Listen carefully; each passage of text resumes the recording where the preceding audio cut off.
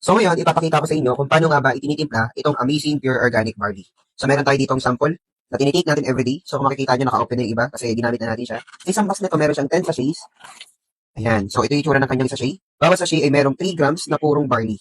Pure na barley yan, walang halong sugar, walang halong creamer. So ito yung itsura ng kanyang likod. Makikita nyo dyan, kung mababasa ninyo, ingredient. Ayan. Yung ingredient niya, 100% barley lang. So wala po siyang ibang halo. So tara, timplahin na natin. Ngayon, meron tayo dito normal cup of water. So, pwede siya sa malamig, maligamgam, warm, at normal temperature of water. Pero bawal pong pakuluan kasi mamamatay po yung enzymes ng barley. So, papakita ko sa inyo kung ano yung itsura niya pagka tinitimpla.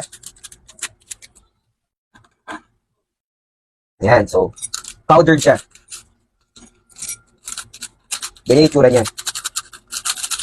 At pakuloan natin na mabuti. At haluin na mabuti.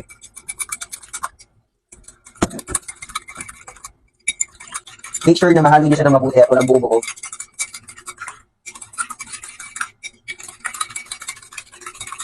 Ayan. Good to go. Cheers!